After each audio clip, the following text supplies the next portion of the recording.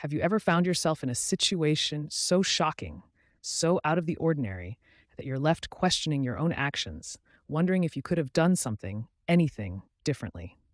Well, let me take you on a journey, a personal story that left me grappling with those very questions. It begins on a day that was supposed to be filled with celebration and joy. My mom's birthday, a day I had looked forward to bring a little bit of light into our lives after the dark clouds that had recently gathered. You see, just a few months prior, we lost my dad. His death was a blow to our family, leaving us to navigate our grief and find a new normal without him. In the wake of our loss, I took on a part time job alongside my school commitments. It wasn't easy, but I wanted to help out, to do my part. And with my mom's birthday approaching, I saw an opportunity to treat her, to show her she was not alone in this. So I saved up and decided to take her out to a restaurant, a simple gesture I hoped would bring her some happiness. The evening started off well enough. We arrived at the restaurant, placed our orders, and settled in for what I hoped would be a pleasant meal. But things took a turn when our orders took a bit longer than usual to arrive.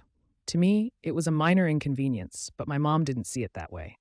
She made a snarky comment to the waitress about the service time. The waitress, apologetic, explained they were short-staffed. I believed that was the end of it. I couldn't have been more wrong. As the evening progressed, my mom discovered an error with her main course. Despite my pleas, she confronted the waitress, her frustration escalating into a public tirade.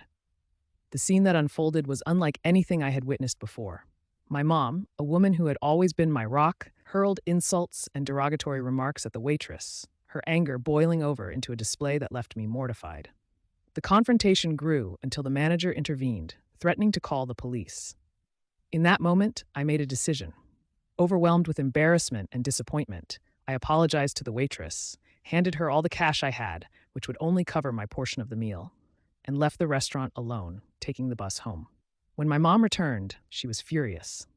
She believed I should have supported her, that somehow my presence could have de-escalated the situation. But how could I stand by behavior that went against everything I believed in?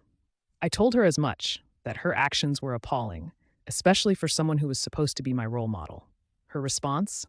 To throw my phone to the ground and ground me, accusing me of failing to understand family values. This incident left me with a heavy heart. Not only was I grappling with the loss of my dad and the financial pressures of our situation, but now I was also burdened with the guilt of that night. Could I have done more to prevent the escalation? Was my decision to leave my mom at the restaurant on her birthday a mistake? Or was it a stand against behavior that I could not, in good conscience, support? It's easy to judge from the outside to say what should or shouldn't have been done. But in the heat of the moment, faced with a situation so contrary to the values I hold dear, I made a choice.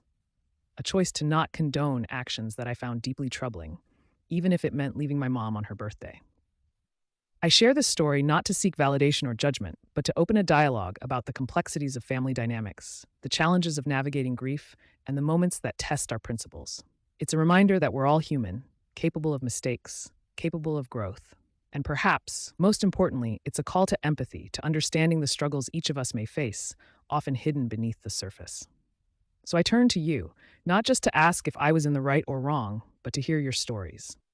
Have you faced a similar dilemma? A moment where you had to choose between standing by a loved one and standing up for what you believe is right? How did you navigate it, and what did you learn from the experience? Let's share, let's discuss, and let's learn from each other. Because it's through sharing our stories that we find common ground, understanding, and hopefully a way forward together.